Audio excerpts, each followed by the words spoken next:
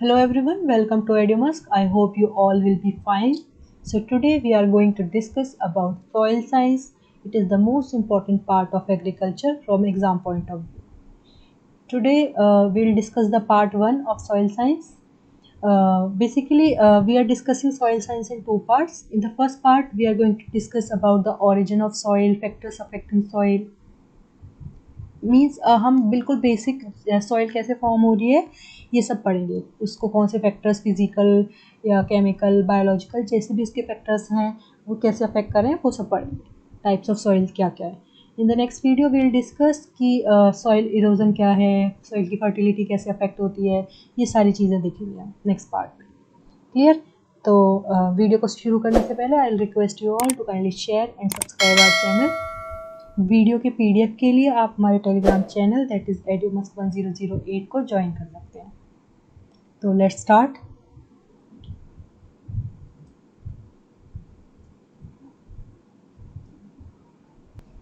तो सबसे पहले देखते हैं सॉइल है क्या। तो soil is drive from Latin word, ठीक है, लैटिन वर्ड से ड्राइव किया गया है। वर्ड क्या है? सोलम, जिसका मतलब होता है फ्लोर और ground. Clear?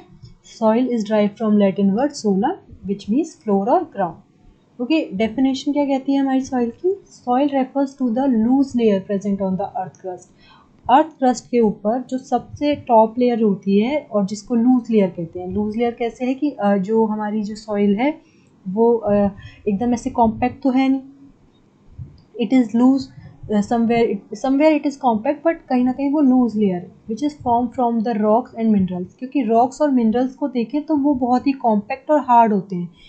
With respect to them, मतलब इनके कंपैरिजन में अगर हम देखें तो सॉइल एक तरह से लूज पार्टिकल्स से बनी है। इनको क्रश करके या जो भी हमारी प्रोसेस होगी उसको हम फर्दर पढ़ेंगे, जो वेदरिंग प्रोसेस होती है हमारी, उससे जो हमारे जो रॉक्स हैं वो कन्वर्ट होते हैं सॉइल में। तो इसलिए इसको कहा गया है loose layer on the earth crust. तो डेफिनेशन यही कहती है हमारी कि अर्थ क्रस्ट पे जो लूज लेयर प्रेजेंट है जो कि रॉक्स और मिनरल्स से बनी है, किसके थ्रू? वेदरिंग के प्रोसेस के थ्रू। अभी हम वेदरिंग की जो प्रोसेस है वो हम आगे पढ़ें। उसके बाद हम देखते हैं कि कुछ साइंटिस्ट हुए हैं जिन्होंने सॉइल को अलग अलग तरीके से डिफाइन किया है। तो 1892 में विटनी जो हमारे साइंटिस्ट थे उन्होंने क्या बोला है कि soil is a nutrient bin. Nutrient bin है एक तरह से, जो पोषक तत्व होते हैं हमारे उनका एक तरह से एक पूरा डब्बा है which provides all the nutrients required for plant growth. हमारी प्लांट की ग्रोथ के लिए जितने भी न्यूट्रिएंट्स की रिक्वायरमेंट होती है वो सब उससे सॉइल से मिलते हैं। क्लियर? उसके बाद एक और साइंटिस्ट हुए, उन्होंने 1900 में, उनका नाम है डोकोचेव। डोकोचेव ने क्या कहा? Soil as a natural body compose of mineral and organic constituents. एक नेचुरल बॉडी है और किससे मिलके बनी है? मिनरल और ऑर्गेनिक मैटर से, कॉन्स्टिट्यूएंट से। Having a definite genesis and a distinct nature of its own. Genesis का मतलब क्या होता है? ओरिजिन और सोर्स। मतलब सॉइल का एक अपना डेफिनेट एक ओरिजिन है, एक सोर्स है जहाँ से वो मतलब हमें मिली है। And and a distinct nature of its own, और उसका अपना एक नेचर है कि वो किस तरह से बिहेव कर रही है, प्लांट की ग्रोथ में किस तरह से हेल्प कर रही है, जो भी। तो ये डोकोचेव ने दी थी। फादर ऑफ सॉइल साइंस डोकोचेव का कहा जाता है। मॉडर्न सॉइल साइंस का भी फादर डोकोचेव को कहा जाता है। क्लियर? डेफिनेशन क्लियर हो गई, कहाँ से ड्राइव हुआ है वर्ड ये क्लियर हो गया, कौन कौन से साइंटिस्ट ने क्या कहा है ये यहाँ पे हमने देख लिया। और अब आगे देखते हैं आगे और साइंटिस्ट ने क्या डेफिनेशन दी है।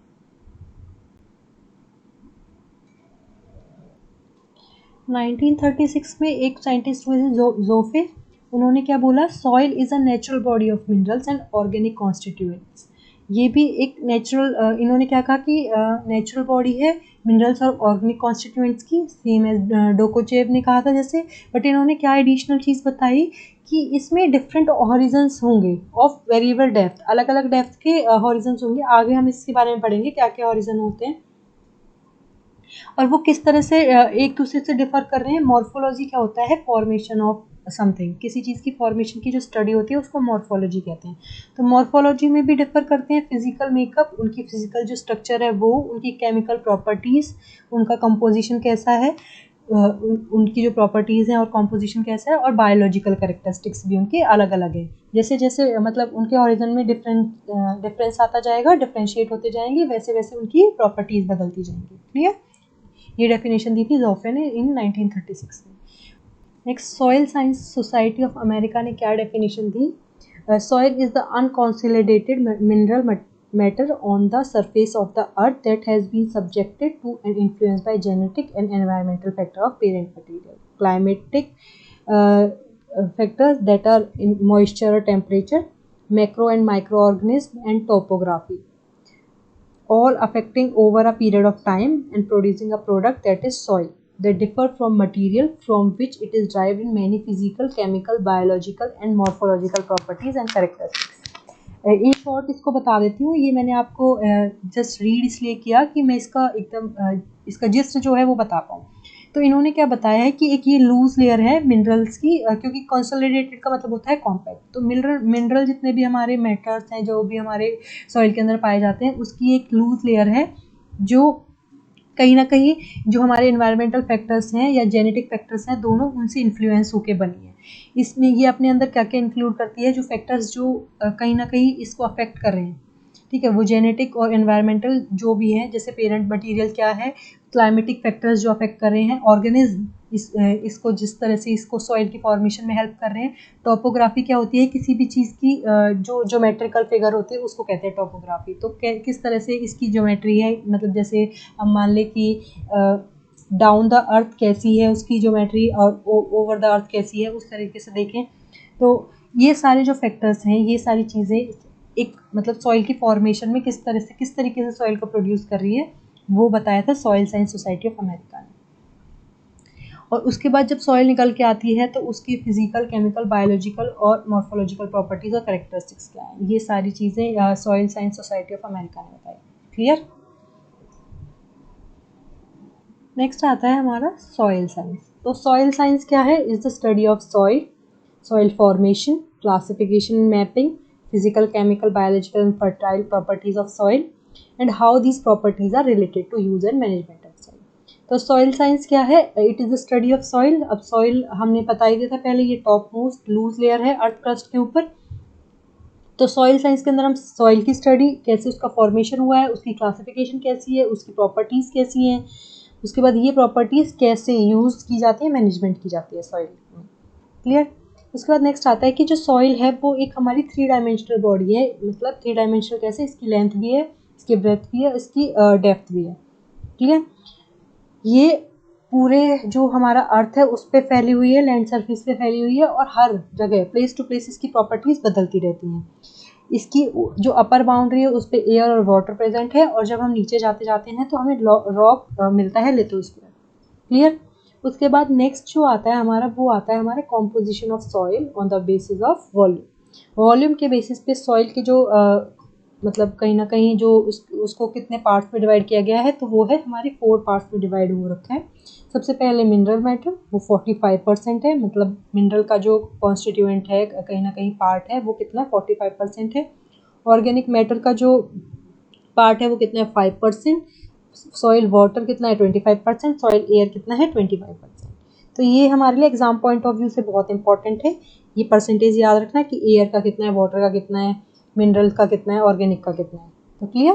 तो वाटर और एयर का तो 25% है, उसके बाद mineral 45% and organic matter is 5%। Clear. उसके बाद नेक्स्ट चलते हैं हमारा, नेक्स्ट आता है हमारी सॉइल साइंस के 6 मतलब वेल डिफाइंड डेवलप्ड डिसिप्लिन्स हैं, प्रिंसिपल्स हैं, उनको देख लेते हैं क्या क्या है। सबसे पहले आता है सॉइल फर्टिलिटी। तो फर्टिलिटी हमें पता है, जो प्रॉपर्टी सॉइल को न्यूट्रिएंट्स प्रोवाइड करने में हेल्प करती है। ठीक है। उसके बाद आता है सॉइल केमिस्ट्री। तो इसमें हम सब क्या देखते हैं, केमिकल कॉन्स्टिट्यूएंट्स कैसे हैं, उसकी प्रॉपर्टीज़ कैसी हैं, केमिकल रिएक्शंस कैसे करती है सॉइल। ठीक है। उसके बाद सॉइल फिजिक्स में क्या करेंगे, उसकी फिजिकल प्रॉपर्टीज़ को स्टडी करेंगे। उसके बाद सॉइल माइक्रोबायोलॉजी, इसमें हम जितने भी माइक्रो ऑर्गेनिज्म प्रेजेंट होते हैं उसमें उसकी पॉपुलेशन कैसी है, उनका क्लासिफिकेशन किस तरह से, और वो सॉइल के ट्रांसफॉर्मेशन में किस तरह से हेल्प करते हैं, ये सारा सॉइल माइक्रोबायोलॉजी में आता है। उसके बाद आता है सॉइल कंजर्वेशन।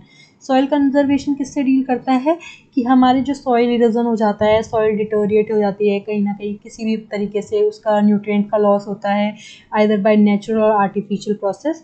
तो ये सब आता है सॉइल कंजर्वेशन के अंदर। सॉइल इरोजन और सॉइल कंजर्वेशन को हम अपने नेक्स्ट पार्ट में कवर करेंगे इन डिटेल। क्लियर। उसके बाद आता है सॉइल पेडोलॉजी। इसमें हम डील करेंगे कि किस तरह से सॉइल की फॉर्मेशन हुई, सर्वेज, और किस तरह से क्लासिफिकेशन होता है सॉइल का। ये सब किसके अंदर आता है, सॉइल पेडोलॉजी के अंदर आता है। क्लियर।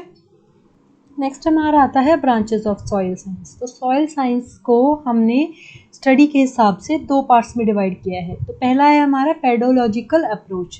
तो मतलब वर्ड से ही बता देती हूँ। वर्ड का मतलब क्या होता है, पेडो मतलब है, पेडो जो वर्ड है वो ग्रीक वर्ड से लिया गया है, पेडोन, जिसका मतलब होता है सॉइल और अर्थ। लॉजी आपको पता ही है स्टडी को कहते हैं। तो पेडोलॉजी क्या हो गया, स्टडी ऑफ अर्थ और सॉइल। ठीक है, तो पेडोलॉजिकल अप्रोच में क्या होगा, हम ऑरिजिन ऑफ सॉइल, सॉइल का ऑरिजिन कैसे हुआ है, उसकी क्लासिफिकेशन क्या है और उसकी डिस्क्रिप्शन, इसको पढ़ते हैं पेडोलॉजी के अंदर। अब पेडोलॉजी के अंदर हम सिर्फ जो soil as a natural body की जैसी जिस स्टेट में हमें सॉइल मिली है उसी चीज़ को पढ़ना। मतलब ऐसा नहीं कि हम उसको यूज़ किस तरह से कर रहे हैं और किस तरह से उसका ट्रांसफॉर्मेशन होता है, वो सब स्टडी नहीं करते पेडोलॉजी में। हम पेडोलॉजी में हम स्टडी करेंगे कि जिस फॉर्म में हमें, नेचुरल फॉर्म में हमें सॉइल मिली थी, उस फॉर्म में उस सॉइल की स्टडी करना पेडोलॉजिकल अप्रोच के अंदर आता है। क्लियर। नेक्स्ट आता है हमारा एडाफोलॉजिकल अप्रोच। एडा जो वर्ड है, एडाफॉस, मतलब पूरा वर्ड क्या है, एडाफॉस, वो ग्रीक लैंग्वेज से लिया गया है। इसका मतलब क्या होता है, सॉइल और ग्राउंड। तो इसमें भी हम स्टडी करते हैं सॉइल की, सॉइल और ग्राउंड की, लेकिन इसके अंदर जो हम सॉइल की स्टडी कर रहे हैं वो दूसरे पर्सपेक्टिव से कर रहे हैं। इसका पर्सपेक्टिव डिफरेंट है। इसमें हम प्लांट के प्रोडक्शन के साथ रिलेशन लेके सॉइल को स्टडी करेंगे। They are practical and have the production of food and fiber as their ultimate goal. अब इस स्टडी में हमारा अल्टीमेट गोल क्या होता है कि हम फूड और फाइबर का प्रोडक्शन करें, और उसी के साथ हम सॉइल की स्टडी करेंगे कि किस तरह से हमारा जो प्रोडक्शन ऑफ प्लांट है हमारा वो होगा, मतलब कि कौन सी सॉइल पे कैसा प्लांट ग्रो करेंगे। क्लियर। तो इसमें हमारी सॉइल की स्टडी प्लांट की ग्रोथ के साथ होती है। मतलब इसमें हम ये बताएंगे कि किस तरह से वेरिएशन आता है सॉइल की वजह से प्रोडक्टिविटी में, और हम देखेंगे किस तरह से उसको इम्प्रूव कर सकते हैं। क्लियर। ये आता है एडाफोलॉजिकल अप्रोच में। तो नेक्स्ट हम पढ़ेंगे रॉक्स एंड मिनरल्स। देखो, अगर हम सॉइल की फॉर्मेशन के बारे में पढ़ रहे हैं, उसके ओरिजिन के बारे में पढ़ रहे हैं, तो रॉक्स और मिनरल्स को पढ़ना बहुत ज़रूरी है, क्योंकि जो हमारी सॉइल है वो रॉक्स और मिनरल्स से ही फॉर्म हुई है। तो सबसे पहले हमें ये पता होना चाहिए कि रॉक्स और मिनरल्स किस टाइप के हैं और कैसे हमारा जो सॉइल का फॉर्मेशन हुआ है इनसे। तो ये इसलिए रिलेटेबल है, तो इसलिए हमें रॉक्स और मिनरल्स को पढ़ना पड़ेगा। तो सबसे पहले आता है हमारा रॉक्स। तो रॉक्स का जो फॉर्मेशन हुआ है वो किससे हुआ है, जो एक मॉल्टन मटेरियल होता है जो वॉल्केनोज के अंदर रहता है, जो वो मैग्मा जो लिक्विड फॉर्म में रहता है, जब वो कहीं ना कहीं बाहर आता है और वो मतलब ड्राई होने के बाद जो फॉर्मेशन होती है वो रॉक्स की होती है। स्टडी ऑफ रॉक्स को क्या कहते हैं, पेट्रोलॉजी कहते हैं, क्योंकि पेट्रा का मतलब क्या होता है, रॉक होता है। तो स्टडी ऑफ रॉक्स होता है पेट्रोलॉजी। उसके बाद फॉर्मेशन ऑफ रॉक्स पढ़ते हैं।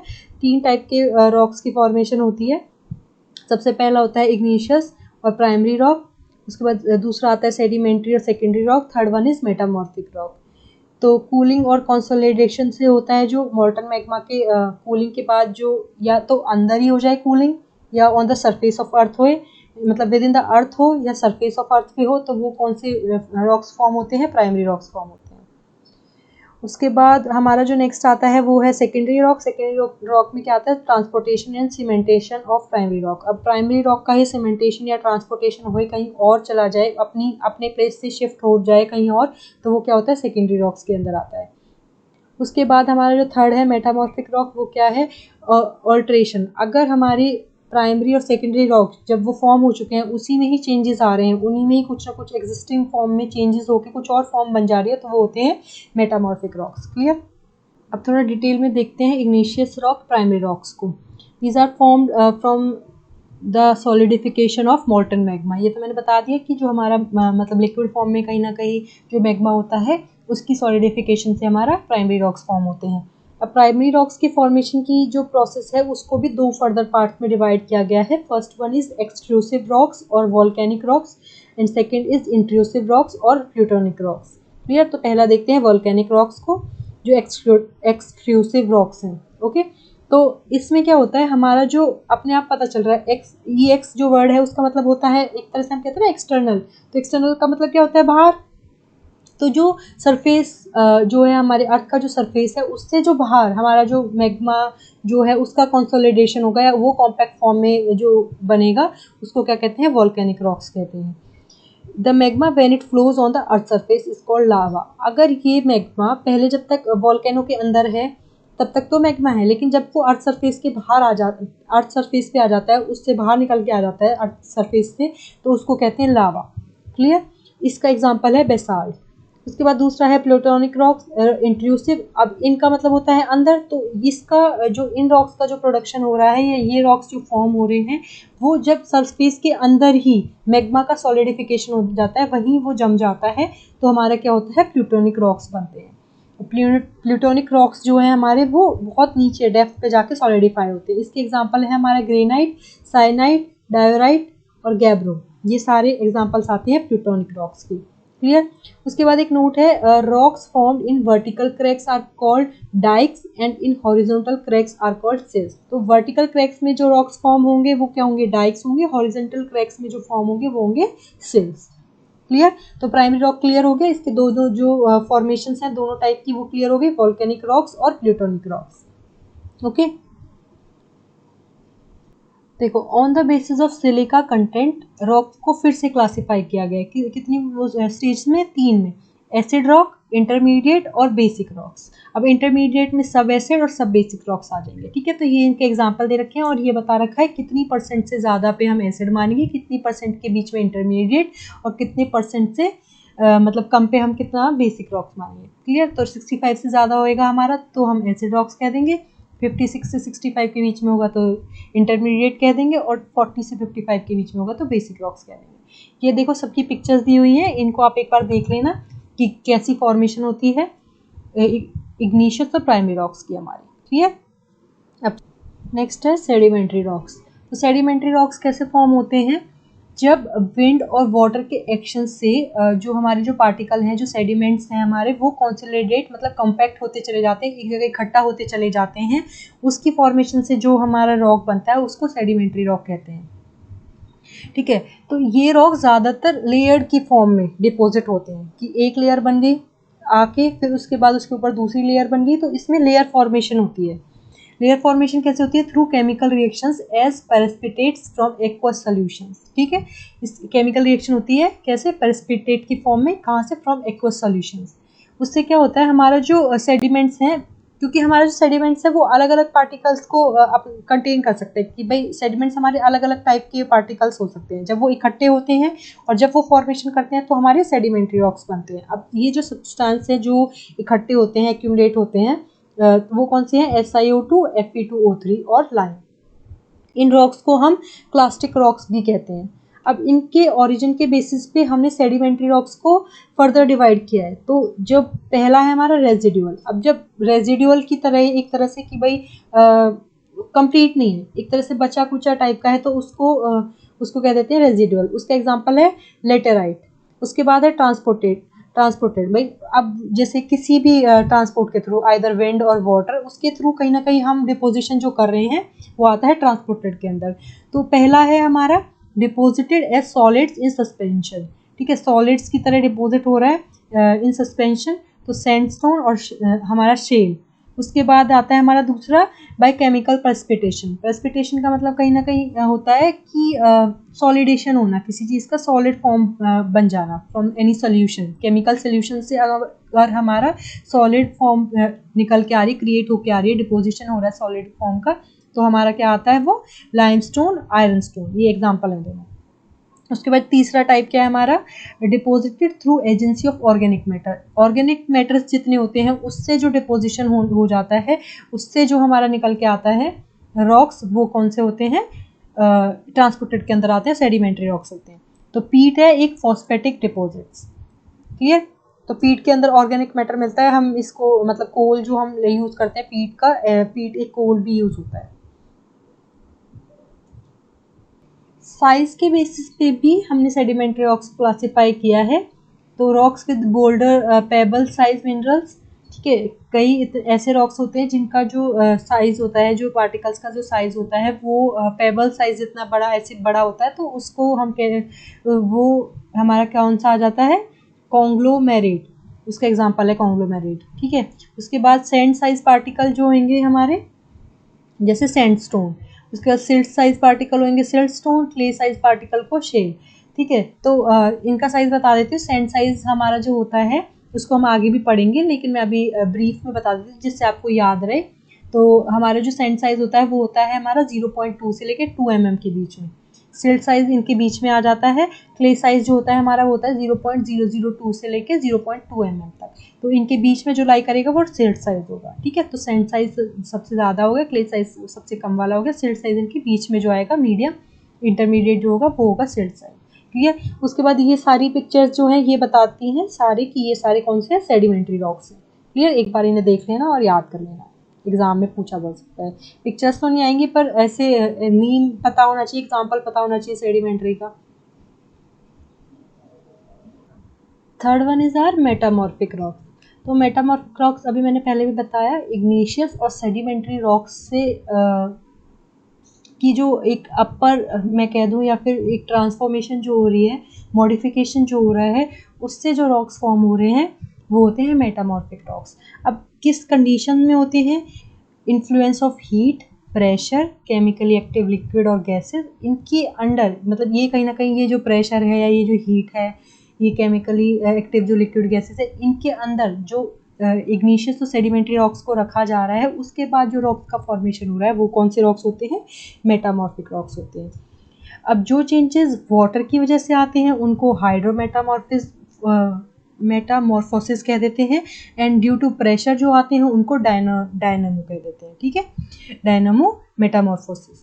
क्लियर। इसके एग्जांपल्स हैं जैसे सैंडस्टोन जो है हमारा, ये हमारा कौन सा है, सेडिमेंट्री रॉक है। इसका जो फॉर्मेशन हो रहा है मॉडिफिकेशन के बाद वो क्या बन रहा है, क्वार्टिजाइट बन रहा है। शेल जो है हमारा स्लेट में फॉर्म हो रहा है। लाइमस्टोन मार्बल बन रहा है।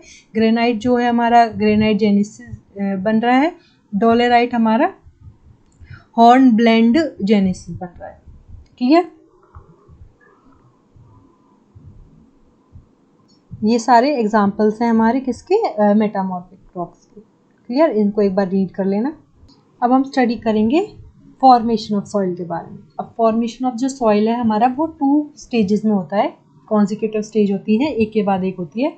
सबसे पहला होता है वेदरिंग ऑफ रॉक। अभी हमें रॉक्स का पढ़ा था, रॉक्स कितने टाइप्स के होते हैं, कैसे कैसे उनकी फॉर्मेशन होती है।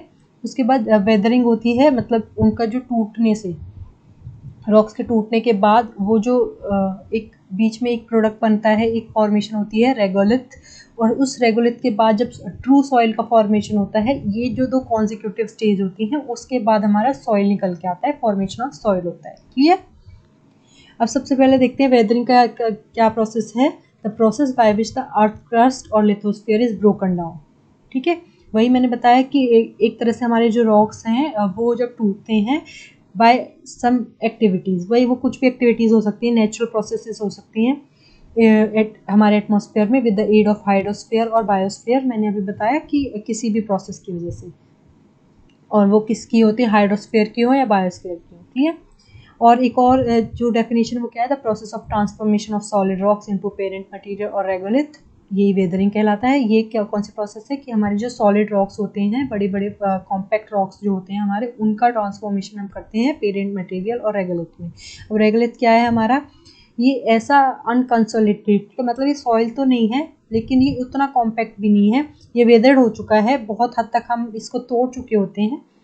मिनरल मटेरियल होता है ये, मतलब जैसे सॉइल इसी से फॉर्म हो रही है तो इसके अंदर भी मिनरल्स होंगे, तो ये उतना फाइन या इतना, मैं ये नहीं कह सकती कि इतना फोर्स होगा जितना हमारी सॉइल होती है, उससे अपर जो फॉर्म होती है एक तरह से, वो कौन सी होती है, रेगोलिथ होती है। क्लियर। तो सबसे पहले वेदरिंग ऑफ रॉक होगा, उससे रेगोलिथ बनेगा, उस फिर रेगोलिथ की प्रोसेस होने के बाद हमारी सॉइल मिलती है। तो हमारे ये जो है वो एजेंट्स हैं वेदरिंग के। इसमें जो हमारा हाइड्रोस्फीयर और हमने बायोस्फीयर पढ़ा है, उसमें हमारे जो फिजिकल, केमिकल, बायोलॉजिकल जो एजेंट्स होते हैं जिसकी वजह से वेदरिंग की प्रोसेस होती है, वो इसमें दिए गए हैं। जैसे physical condition of rock, change in temperature, action of action of H2O, उसके बाद action of wind, atmosphere, electric phenomena, ये हो गई फिजिकल। केमिकल में hydration, hydrolysis, solution, carbonation, oxidation, reduction, ये केमिकल प्रोसेस होती है, केमिस्ट्री में हमने ये पढ़ा भी है। उसके बाद बायोलॉजिकल प्रोसेसेस होती हैं कि मैन और एनिमल की उससे भाई वो किस तरह से बिहेव कर रहे हैं, किस तरह से रिएक्ट कर रहे हैं, उससे higher plants and their roots and micro organism, ये बायोलॉजिकल। तो ये वेदरिंग के जो एजेंट्स हैं ये 3 हमारे हैं, फिजिकल, केमिकल, बायोलॉजिकल। इनकी वजह से वेदरिंग की प्रोसेस हमारी कहीं ना कहीं एग्जीक्यूट हो पाती है, फॉर्म हो पाती है सॉइल। देखिए ट्रू सॉइल जो है हमारी जो रेगोलिथ के बाद हमें मिलती है, वो सिर्फ वेदरिंग की जो प्रोसेस हुई या रेगोलिथ से जो हम ट्रू सॉइल मिलने वाली है, सिर्फ उसमें सिर्फ फिजिकल जो प्रोसेस है वही नहीं, और कितने फैक्टर्स हैं उनकी जो हेल्प है वो कैसे मिल रही है हमें। तो ये कॉम्बिनेशन होता है, कंबाइंड एक्शन होता है, एक तो फैक्टर्स का और जो वो प्रोसेस हो रही है उनका। तो पहला क्या है, the first step is accomplish by weathering. Weathering से हमें मिल गया डिसइंटीग्रेशन एंड डिकम्पोजिशन हो जाता है, जो अभी हम लास्ट हमने जो हमारी स्लाइड थी उसमें हमने ये देखा ना कि फिजिकल, केमिकल, बायोलॉजिकल जो फैक्टर्स थे, वो जो एजेंट बन रहे थे वेदरिंग के प्रोसेस में, तो उसमें हम डिसइंटीग्रेशन और डिकम्पोजिशन हमारा हो गया। उसके बाद जो सेकंड स्टेप है उसमें हमारा क्या आता है, सॉइल की फॉर्मेशन में जो फैक्टर्स होते हैं इनके एक्शन बहुत हद तक अफेक्ट करते हैं सॉइल की फॉर्मेशन में। वो फैक्टर्स कौन कौन से हैं? सबसे पहला आता है हमारा क्लाइमेट, दूसरा आता है ऑर्गेनिज्म एंड वेजिटेशन जिसको बायोस्फीयर कहते हैं, उसके बाद आता है हमारा टोपोग्राफी, फिर है हमारा parent material and last one is the time. Clear? तो सॉइल की फॉर्मेशन में या प्रोसेसिंग में हमारी ये फैक्टर्स भी बहुत ही ज़्यादा क्रूशियल या फिर इम्पॉर्टेंट वाइटल रोल प्ले करते हैं। ओके, तो अब इन फैक्टर्स को हम थोड़ा सा डिटेल में देखेंगे कि कैसे कैसे ये हमें हमारी सॉइल फॉर्मेशन में हेल्प कर रहे हैं। तो सबसे पहले आता है climate. Climate the significant factor, the most significant factor, जो कि हमारी जो टाइप है या रेट है हमारे सॉइल फॉर्मेशन को, उसको बहुत अफेक्ट करता है। अब कैसे करता है? डायरेक्टली भी करता है, इनडायरेक्टली भी करता है। डायरेक्टली कैसे करता है कि वाटर और हीट सप्लाई करता है किसको? Parent material, that is regolith. उसको हमारे प्रॉपर वाटर और हीट सप्लाई करता है जिससे कि हमारा सॉइल का फॉर्मेशन हो पाए। क्लियर? इनडायरेक्टली कैसे करता है? जितना हमारा फ्लोरा और फना है, जो प्लांट्स और एनिमल्स हैं, उनकी एक्टिविटीज़ को कहीं ना कहीं हमारा जो क्लाइमेट है वो अफेक्ट करता है, वो सोर्स ऑफ एनर्जी प्रोवाइड करता है जिससे कि ऑर्गेनिक मैटर का फॉर्मेशन होता है। क्लियर? तो क्लाइमेटिक जो हमारा एक तरह से जो फैक्टर है वो बहुत ही ज़्यादा सिग्निफिकेंट रोल प्ले करता है हमारे फॉर्मेशन ऑफ सॉइल में।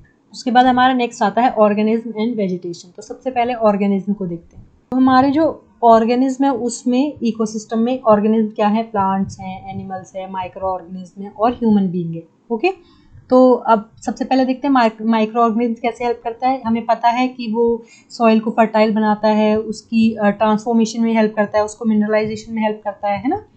तो माइक्रो ऑर्गेनिज्म ऐसे हेल्प करते हैं। उसके बाद एनिमल्स कैसे हेल्प करते हैं कि वो जैसे अपने पैरों से जो डिग करते हैं, मिक्स करते हैं सॉइल के मास को, कई मतलब पलटते रहते हैं सॉइल को, तो उसकी वजह से क्या होता है, हमारा जो पेरेंट मटेरियल है, हमारा जो रेगोलिथ है, वो अगर कोर्स होगा, मोटा होगा, तो उसको फाइन बनाता है, तो उससे हमारा सॉइल का फॉर्मेशन होता है। ठीक है, तो ये इस तरह से एनिमल्स हेल्प करते हैं।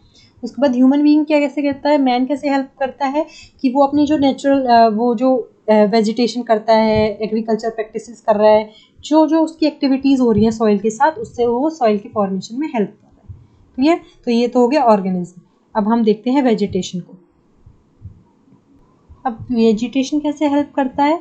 जो प्लांट्स के जो रूट्स होते हैं हमारे, वो जो पेरेंट मटेरियल है या रेगोलिथ जिसको हम कह रहे हैं, उसके अंदर पेनिट्रेट करती हैं, और उसकी वजह से क्या है, मैकेनिकली और केमिकली वो दोनों तरह से उस पर एक्ट करती है या हिट करती है, जिससे हमारा सॉइल फॉर्मेशन में हेल्प करता है।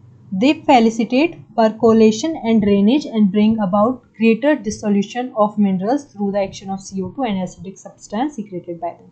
क्या होता है, जो रूट्स होती हैं हमारी प्लांट्स की, वो क्या करती हैं, परकोलेशन मतलब फिल्टर करती हैं, ड्रेन करती हैं पानी को, उसके बाद एक ग्रेटर डिसोल्यूशन ऑफ मिनरल्स, एक बहुत बड़ा मतलब मिनरल्स का एक पूरा कोर, एक कहते हैं पैक लेके आते हैं, एक पूरा कोर लेके आते हैं, किसकी एक्शन से, CO2 और एसिडिक सब्सटेंस जो होते हैं, जो कि कहीं ना कहीं प्लांट और सॉइल के मतलब एक तरह से इंटरलिंक से हमें जो मिल रहे हैं, उसके जो एक्शन से हमें जो मिल रहा है, वो मिनरल्स जो मिल के आ रहे हैं, उससे हमारा जो सॉइल का फॉर्मेशन वो बहुत अच्छे से हो पाता है। क्लियर? ये था हमारा वेजिटेशन में। उसके बाद आता है हमारा रिलीफ और टोपोग्राफी। रिलीफ और टोपोग्राफी हमारा क्या है, एक तरह से सिनोनिमस वर्ड हैं, एक दूसरे के सिनोनिम्स हैं। टोपोग्राफी हम पहले भी डिस्कस कर चुके हैं हमारी प्रीवियस वीडियोस जो थी एग्रीकल्चर की, उसमें कि एक तरह से ये क्या है, कॉन्फ़िगरेशन है, ज्योमेट्री है हमारे लैंड सरफेस की, कि भाई हमारा किसी भी चीज़ का मतलब किसी भी चीज़ की आप टोपोग्राफी कहोगे तो वो क्या आ जाता है, एक तरह से ज्योमेट्री, उसकी फिगर कैसी है, वो दिखता कैसा है ना, कॉन्फ़िगरेशन कैसी है उसकी।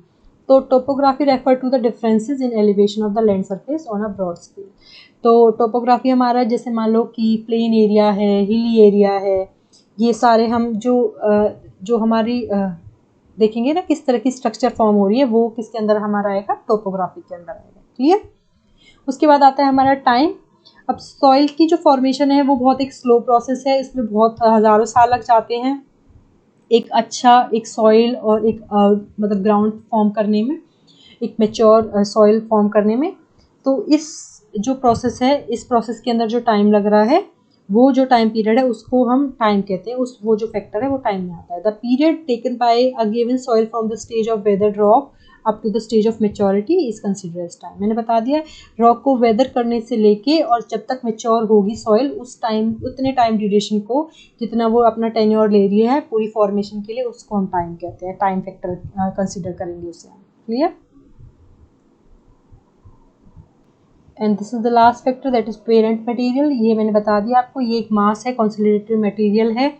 कहीं ना कहीं मतलब ये वेदरिंग के बाद जो हमें मिला है वो रेगोलिथ जो है वो है, ये कहीं ना कहीं सॉइल से ज़्यादा कोर्स है, ज़्यादा मोटा है, इसलिए इसको हम कंसोलिडेटेड यूज़ कर रहे हैं। नहीं तो ये भी एक तरह से अनकॉन्सोलिडेटेड ही होता है, लेकिन सॉइल के कंपेरिजन में कंसोलिडेटेड है, कॉम्पैक्ट है। इसके दो ग्रुप्स हैं, एक तो सेडेंट्री, एक दूसरा आता है ट्रांसपोर्टेड।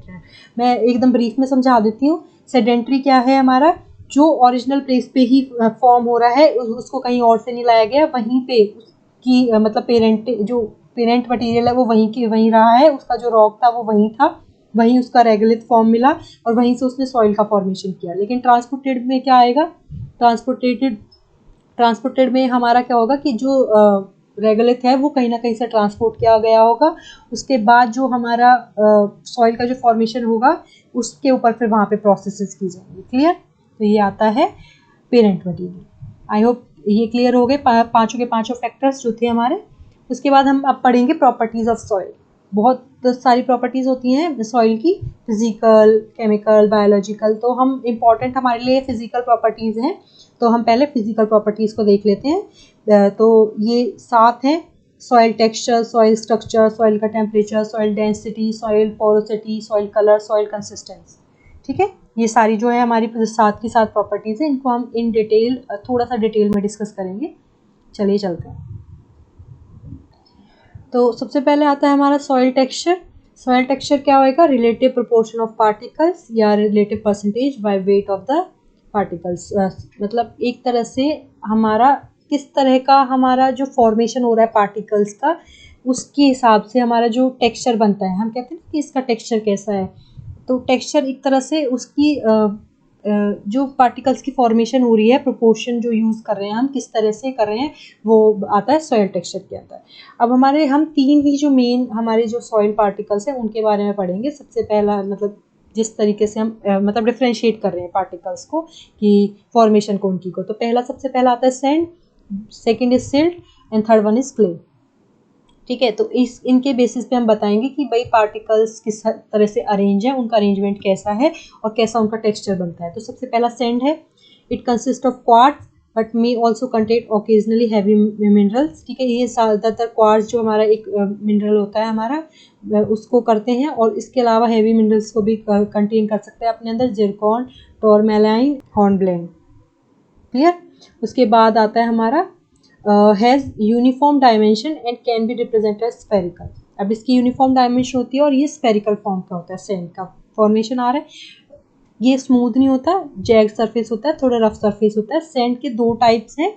पहला आता है कोर्स सैंड, जिसका जो साइज है वो 0.2 से 2 mm तक है। फिर आता है फाइन सैंड हमारा, फिर जिसका साइज 0.02 से 0.2 mm तक है। ठीक है, तो ये तो हो गया सैंड। उसके बाद हम देखेंगे सिल्ट और क्ले के बारे में। तो हमारा सिल्ट जो है वो सैंड और क्ले के बीच में जो इंटरमीडिएट पार्टिकल्स हैं उनसे मिलके बनता है। ये मैंने आपको पहले भी बताया था। Since the size smaller the surface area is more. जब साइज स्मॉलर है तो सरफेस एरिया ज़्यादा होगा। कोटेड विद क्ले, क्ले की कोटेड कहीं ना कहीं लेयर होती है उसके ऊपर। Has the physicochemical properties as that of clay. इसके अंदर जो क्ले की जो हमारी फिजियोकेमिकल प्रॉपर्टीज हैं वो कहीं ना कहीं एक एक्सटेंट तक पाई जाती है। क्ले पढ़ते हैं अब हम। क्ले का जो पार्टिकल साइज है वो लेस देन 0.002 mm होता है। प्लेट लाइक और निडल लाइक शेप होती है। Belong to alumino silicate group of minerals. ठीक है, these are the secondary minerals drive from primary minerals in the rock. Secondary minerals होते हैं जो प्राइमरी मिनरल से ड्राइव करके मिलते हैं हमें। उसके बाद सॉइल का फ्लैश, कहीं ना कहीं इसको फ्लैश ऑफ द सॉइल कहा जाता है, मेन जो है मेन पार्ट कहा जाता है क्ले को सॉइल का। अब आता है हमारा सॉइल स्ट्रक्चर। क्लियर, तो सॉइल स्ट्रक्चर में क्या आएगा, हमारा अरेंजमेंट या ऑर्गेनाइजेशन जो होता है हमारे पार्टिकल्स का सॉइल मास में, उसको सॉइल स्ट्रक्चर कहते हैं। सॉइल स्ट्रक्चर जो है वही हमारा कंट्रोल करता है कितना एयर और कितना वाटर प्रेजेंट होगा हमारी सॉइल में। जो फिजिकल चेंजेस इम्पोज किए जाते हैं फार्मर के द्वारा, जैसे ploughing, cultivating, draining, liming and manuring, जो भी प्रोसेसेस होती हैं फार्मिंग के ड्यूरिंग, ठीक है, उस टाइम हमारा क्या होगा, स्ट्रक्चरल होगा। वो लैंड में जो चेंजेस आते हैं वो स्ट्रक्चरल होंगे, ना कि टेक्सचरल होंगे। मतलब हम टेक्सचर को चेंज नहीं कर सकते, हम स्ट्रक्चर को चेंज कर सकते हैं। ठीक है, हमारे स्ट्रक्चर्स हैं 4 टाइप के होते हैं, प्लेट लाइक, प्रिज्म, ब्लॉक और स्फेयर लाइक। सबको 1 बाय 1 डिस्कस कर लेते हैं। सबसे पहला आता है प्लेट लाइक। तो इसमें क्या होता है, हमारे अरेंजमेंट कैसे होते हैं, हॉरिजॉन्टली हम प्लेट्स और लीफलेट्स होते हैं, हमारी प्लेट्स की फॉर्मेशन होती है। इसमें जो हमारा हॉरिजॉन्टल जो पार्ट है, डायमेंशन जो है वो वर्टिकल से ज़्यादा होता है। ठीक है, अब अगर हमारी जो प्लेट है वो थिक होगी उसको प्लेटी कहते हैं, और अगर थिन होगी तो उसको लेमिनार कहते हैं। क्लियर, तो प्लेट लाइक स्ट्रक्चर मतलब अब नाम से पता चल रहा है, प्लेट्स होंगी, हॉरिजॉन्टल जो एक्सिस है हमारी वो ज़्यादा बड़ी होगी than that of vertical axis, और थिक जो हमारी प्लेट होगी उसको प्लेटी कहते हैं, और जो थिन होगी उसको लेमिनार कहते हैं। उसके बाद आता है प्रिज्म लाइक। प्रिज्म लाइक में क्या होएगा, हमारा जो वर्टिकल एक्सिस है वो ज़्यादा डेवलप होगा than that of horizontal. Pillar like एक स्ट्रक्चर हो जाएगी, और इसकी जो शेप है वो किस लेंथ में वेरी करती है, 1 to 10 सेंटीमीटर करती है। उसके बाद ब्लॉक लाइक। ब्लॉक लाइक क्या होता है, तीनों की तीनों जो डायमेंशंस हैं वो ऑलमोस्ट सेम होती हैं, इसमें इसलिए इनको ब्लॉक्स कहा जाता है। इनके जो फेसेस हैं वो रेगुलर नहीं होती, लेकिन डायमेंशन ऑलमोस्ट सेम होती हैं। उसके बाद आता है स्फेयर लाइक। तो ये राउंड जो फॉर्मेशन होती है, जो पार्टिकल्स की राउंड फॉर्मेशन होगी, उनका जो डायमीटर है वो 1 इंच भी एक्सीड नहीं करता। ये जो राउंड जो हमारे कॉम्प्लेक्सेस बनते हैं वो लूजली अरेंज होते हैं और रेडिली सेपरेट होने के इनके चांसेस होते हैं। ठीक है, तो ये होता है स्फेयर लाइक। क्लियर, ये चारों के चारों समझ आ गए स्ट्रक्चर की फॉर्मेशन। हमारा स्फेयर लाइक जो स्ट्रक्चर होता है उसमें जो एग्रीगेट्स होते हैं उनको जनरली ग्रेन्यूल्स कहा जाता है, जो कि लेस पोरस होते हैं, है ना। अब जब इजीली वो सेपरेट हो सकते हैं तो उनकी पोरोसिटी भी कम ही होगी। तो जब ग्रेन्यूल्स बहुत मतलब ज़्यादा पोरस होते हैं, मतलब ये तो लेस पोरस होते हैं, अगर वो थोड़े ज़्यादा भी पोरस होंगे तो उनको क्रम्प कह दिया जाएगा, मतलब उनके क्या बन जाएंगे, क्रम्प्स बन जाएंगे, वो ऐसे सॉलिड वो हो जाएंगे। ओके, उसके बाद आता है हमारा next one, density of soil. Density of soil आपको पता है मास बाय वॉल्यूम होता है, कि मास डिवाइडेड बाय वॉल्यूम से हमारी डेंसिटी निकल के आती है। अब हमारी जो डेंसिटी है वो 2 पार्ट्स में डिवाइड है सॉइल की। पहली आती है particle density, second is bulk density. Particle density क्या होती है, एक नॉर्मल डेंसिटी जो सॉलिड पोर्शन होता है हमारा उसकी, और जो बल्क डेंसिटी होती है वो ओवन ड्राई वेट को से जो निकाली जाती है वो किसके अंदर आता है, बल्क डेंसिटी के अंदर आता है। क्लियर, तो जो पार्टिकल डेंसिटी है जो हमारी वो weight per unit volume of the solid portion of soil. Clear, particle density जो होती है नॉर्मल सॉइल की वो कितनी होती है, 2.65 ग्राम पर क्यूबिक सेंटीमीटर होती है।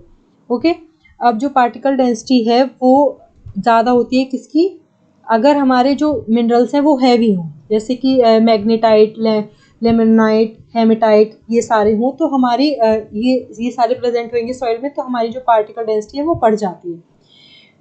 With increase in organic matter of soil the particle density decrease. अगर ऑर्गेनिक मैटर का जो क्वांटिटी है वो बढ़ेगी अगर सॉइल के अंदर, तो हमारी पार्टिकल डेंसिटी डिक्रीज होगी। पार्टिकल डेंसिटी को ट्रू डेंसिटी भी कहा जाता है। बल्क डेंसिटी मैंने अभी आपको बताया कि ओवर ड्राई वेट को लिया जाता है अगर हमारा, तो वो होती है बल्क डेंसिटी। बल्क डेंसिटी जो है वो हमेशा कम होगी पार्टिकल डेंसिटी से। Bulk density of sand soil is about 1.6 gram per centimetre cube, whereas that of organic matter is about 0.5 gram per centimetre cube. Clear, तो बल्क डेंसिटी सैंडी सॉइल की ये होती है 1.6 और ऑर्गेनिक मैटर की 0.5 होती है। क्लियर है डेंसिटी। जो बल्क डेंसिटी होती है हमारी, वो इनडायरेक्टली बताती है कि हमारा जो पोर स्पेस है वो कितना है जो सॉइल में प्रेजेंट है, ठीक है। और हमें एक अच्छा एस्टिमेट मिल जाता है सॉइल की पोरोसिटी को जानने का। तो पोरोसिटी को जानने के लिए ये फॉर्मूला दे रखा है, पोरोसिटी परसेंटेज निकालने के लिए क्या होता है 100 minus work density divide by particle density into 100। Percentage निकालने के लिए पोर स्पेस के लिए क्या होता है, पोर स्पेस परसेंटेज क्या होती है, जो हमारी पार्टिकल डेंसिटी है minus work density divide by particle density into 100। Clear. Soil porosity होती क्या है हमारी, कि पानी को होल्ड करने की कैपेसिटी कितनी है सॉइल की, और ये इजीली चेंज होती है। जैसे प्लेट लाइक जो स्ट्रक्चर है उसका जो पोर स्पेस है वो लेस होते हैं देन दैट ऑफ जो हमारी क्रम्पी स्ट्रक्चर होती है उसमें जो पोर स्पेस है वो ज़्यादा होता है। उसके बाद हमारा नेक्स्ट आता है सॉइल कलर। अब सॉइल कलर जो है वो हमारे मिनरल्स की वजह से बहुत इन्फ्लुएंस होता है। हमारे मिनरल्स बहुत हद तक डिसाइड करते हैं हमारे सॉइल का कलर कैसे होगा। जैसे सॉइल अगर आयरन हाई है सॉइल के अंदर तो हमारा जो कलर है कहीं ना कहीं सॉइल का वो हो जाता है डीप ऑरेंज टू ब्राउन या येलोइश और ब्राउन, ठीक है। सॉइल जिसमें ऑर्गेनिक मैटर ज़्यादा होता है वो डार्क ब्राउन या ब्लैक होती है। कलर हमें ये भी बताते हैं कि सॉइल हमारी कैसे बिहेव करेगी। Soil that drains well is bright colour and one that is often wet and soggy will have mottled pattern of grey, red and yellow. मतलब पानी को रखने की जो कैपेसिटी है या होल्ड करने की जो कैपेबिलिटी है सॉइल की, वो भी कहीं ना कहीं कलर उसका बता देता है कि भाई ये कितना जो हमारा वाटर है उसको होल्ड करके रखेगी या ड्रेन कर देगी। प्लेटी structure normally hinders free drainage. जो प्लेटी स्ट्रक्चर होती है हमारी, प्लेटी स्ट्रक्चर है जो वो ज़्यादातर हिंडर करती है, रोकती है फ्री ड्रेनेज को, पानी बहने से रोकती है। ओके। सॉइल के जो बेसिक कलर्स हैं वो 3 होते हैं, रेड, येलो और रेड येलो। ओके। अब सॉइल का जो कलर है उसको डिटरमाइन करने के लिए क्या क्या मतलब हमने एक तरह से बार सेट कर रखे हैं या किस तरह से चेक करते हैं, तो उसको बेस्ट डिटरमाइन करने के लिए हमारे पास एक मुंशल कलर सिस्टम है, चार्ट सिस्टम है हमारा, जिस पे हम ये चेक करते हैं कि सॉइल का कलर है तो किस तरह की सॉइल है हमारी, वो डिटर्मिनेशन के लिए, कंपैरिजन के लिए। सॉइल कलर रोटेशन 3 पार्ट्स में डिवाइड है, ह्यू, वैल्यू और क्रोमा। ह्यू क्या डिनोट करता है हमारा कि सॉइल कलर की वेवलेंथ क्या है, ठीक है। स्पेक्ट्रल कलर क्या होगा उसका, red, yellow, blue, green, wavelength जैसी है उससे हमें ये पता चलेगा कलर क्या है। उसके बाद नेक्स्ट आता है वैल्यू, ये हमें ये बताएगा लाइटनेस और डार्कनेस जो है कलर की वो, ठीक है। तीसरा क्या है क्रोमा, वो क्या रिप्रेजेंट करता है प्योरिटी ऑफ द कलर, की कलर की स्ट्रेंथ कितनी है, सॉइल की स्ट्रेंथ कितनी है, तो वो जो प्योरिटी है हमारी जो सॉइल की वो कलर की वो बताता है, क्लियर। उसके बाद हमारा नेक्स्ट जो आता है उसके वो आता है सॉइल वाटर। तो सॉइल के अंदर कैसे वाटर प्रेजेंट है वो, और वाटर हमारे जो प्लांट न्यूट्रिएंट्स हैं उनके लिए सबसे मतलब ज़्यादा इम्पॉर्टेंट है, क्योंकि हमें जो प्लांट के न्यूट्रिएंट्स हैं वो कहीं ना कहीं सॉइल के अंदर से मिलते हैं और वाटर उनको प्लांट तक पहुंचाने में बहुत हेल्प करता है सॉइल से। ओके। अब जो सॉइल वाटर है उसको क्लासिफाई किया गया है 3 पार्ट्स में। सबसे पहला आता है gravitational water, second is capillary water and third is hygroscopic water. तो पहला है ग्रेविटेशनल वाटर। ग्रेविटेशनल वाटर जो है उसके अंदर जो है लार्ज सॉइल पोर्स को वो होल्ड करता है, ऑक्यूपाई करता है, जिसकी वजह से जो पानी है वो बहुत जल्दी मूव कर जाता है नीचे under the force of gravity. मतलब जो ग्रेविटेशनल फोर्स है उसकी वजह से पानी बहुत जल्दी नीचे चला जाता है। वाटर जो है वो फील्ड कैपेसिटी से ज़्यादा में होल्ड करता है। ग्रेविटेशनल जो वाटर है वो ज़्यादा मतलब फील्ड कैपेसिटी से ज़्यादा होता है, जिसकी वजह से वो हमारे लिए जो प्लांट्स हैं उनके लिए किसी यूज़ का नहीं है, क्योंकि उसके अंदर लार्ज पोर्स होते हैं और मतलब एक्सेस में रहता है तो एरिनेशन को भी रिड्यूस करता है। एरिनेशन क्या होता है, एयर को होल्ड करने की जो कैपेबिलिटी होती है सॉइल के अंदर वो, अगर जब वाटर एक्सेस में होगा, ज़्यादा होगा, तो उसकी वजह से एरिनेशन नहीं हो पाएगा। तो इस तरह से ग्रेविटेशनल वाटर हमारे लिए प्लांट्स के लिए किसी भी यूज़ का नहीं। उसके बाद आता है कैपिलरी वाटर। कैपिलरी वाटर जो होता है उसके जो पोर्स हैं वो छोटे होते हैं कंपैरेटिवली ग्रेविटेशनल वाटर से, और जो कैपिलरी वाटर है is retain on the soil particle by surface forces. उसमें ग्रेविटेशनल फोर्सेस की वजह से वो मूव डाउन हो जा रहा था, लेकिन इसमें सरफेस फोर्सेस जो है उसको होल्ड करके रखते हैं, रिटेन करके रखते हैं कैपिलरी वाटर को, जिसकी वजह से क्या होता है कि ग्रेविटी जो है उसको सॉइल पार्टिकल को मूव नहीं कर पाती और हमारा वाटर इधर उधर नहीं जाता। जो मॉलिक्यूल्स हैं हमारे कैपिलरी वाटर के वो फ्री एंड मोबाइल होते हैं और लिक्विड स्टेट में प्रेजेंट होते हैं। जो कैपिलरी वाटर है उसी को ही अवेलेबल वाटर कहते हैं। हम कहते हैं ना हमारी क्रॉप के लिए कितना अवेलेबल वाटर चाहिए, नहीं तो वेल्टिंग पॉइंट आ जाता है। वेल्टिंग पॉइंट कौन सा होता है कि जिसमें वेल्टिंग पॉइंट हमारा जब बिल्कुल एकदम सूखे वाली कंडीशन आ जाए कि इस प्लांट इसके बाद सीज हो जाएगा, मतलब मरने वाली सिचुएशन हो जाएगी प्लांट के लिए, ठीक है, तो वो हमारा कहीं ना कहीं जो अवेलेबल वाटर होता है वही कैपिलरी वाटर होता है। अब ये कितनी रेंज में लाई करता है, 1/3 to 31 एटमॉस्फेरिक प्रेशर जो है कैपिलरी वाटर, और यही हमारी रेंज होती है किसी क्रॉप के लिए वाटर की। ओके, अब हम नेक्स्ट पढ़ेंगे हाइग्रोस्कोपिक वाटर।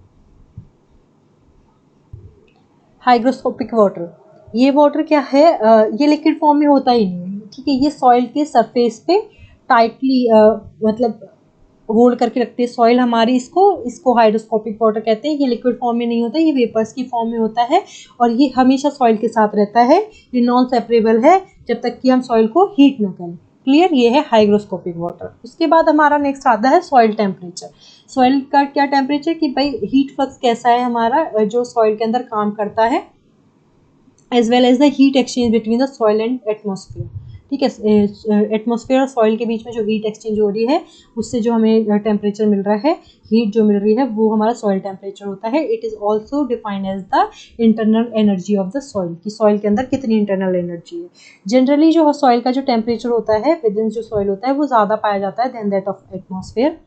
मेन सोर्स क्या है सॉलिड टेम्परेचर का, सॉइल टेम्परेचर का, वो है सोलर रेडिएशन। सॉइल टेम्परेचर को मेजर किससे करते हैं, थर्मोमीटर से करते हैं।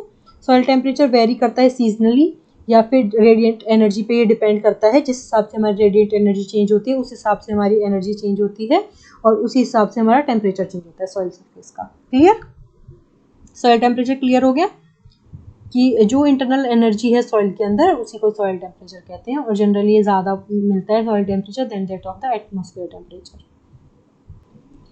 अब हमारा लास्ट आता है जो हमारी फिजिकल जो कहीं ना कहीं हमारी प्रॉपर्टीज़ थी जो सॉइल की, उसमें सॉइल कंसिस्टेंसी। सॉइल कंसिस्टेंसी क्या होती है, स्ट्रेंथ होती है किसी भी सॉइल की जो अपने जितने भी उसकी प्रॉपर्टीज़ हैं या जो भी उसके अंदर एक तरह से क्वालिटीज़ हैं उनको होल्ड करके रखती है। जिससे अगर सॉइल कंसिस्टेंसी लूज होती है तो उससे क्या होता है, सॉइल का डिफॉर्मेशन होता है, रप्चर, मतलब सॉइल इरोजन होने के चांसेस होते हैं, ख़राब होने के चांसेस होते हैं। तो हमारी 3 तरह के जो सॉइल कंसिस्टेंसी जिस तरह से मेज़र की जाती है वो है dry soil, moist soil, wait soil, ठीक है। तो मतलब इससे हमें पता चलेगा कि कितनी अच्छी सॉइल है, कैसी सॉइल है। तो सॉइल कंसिस्टेंसी बताती है स्ट्रेंथ ऑफ द सॉइल के बारे में। क्लियर, उसके बाद अब हमारा नेक्स्ट हम पढ़ेंगे सॉइल के प्रोफाइल के बारे में कि सॉइल की प्रोफाइल कैसी है, किस तरह से हम उसके जो लेयर्स हैं, ऑरिजन्स हैं, उनको अभी डिटेल में डिस्कस करेंगे। तो सॉइल प्रोफाइल क्या है, एक क्रॉस सेक्शन है सॉइल का, मतलब टॉप टू बॉटम हम सॉइल को पढ़ेंगे, कितनी लेयर्स में वो डिवाइड है, किस तरीके से उन लेयर्स का काम है, कैसे कैसे उनकी फिजिकल या केमिकल चेंजेस हैं उनकी जो प्रोसेस के अंदर, कि वो किस तरह से कहीं ना कहीं वर्क कर रहे हैं। क्लियर, तो सॉइल प्रोफाइल जो है उसकी जो डेप्थ है वो 3 से 5 फीट है, जिसको हम यूजुअली स्टडी कर रहे हैं। क्लियर, अब हम ना सॉइल प्रोफाइल को नेक्स्ट आगे देखते हैं डिटेल में। अब आते हैं सॉइल ऑरिजिन। सॉइल ऑरिजिन्स में हम पढ़ेंगे कि हमारे 3 प्राइमरी हैं मेन, इनको मास्टर ऑरिजिन कहते हैं। उसके बाद एक जो लास्ट वाला है वो हम उन 3 के बाद जो लास्ट लेयर बच जाती है उसको आर ऑरिजिन कहते हैं। तो ABC हमारे मास्टर ऑरिजिन्स में आते हैं।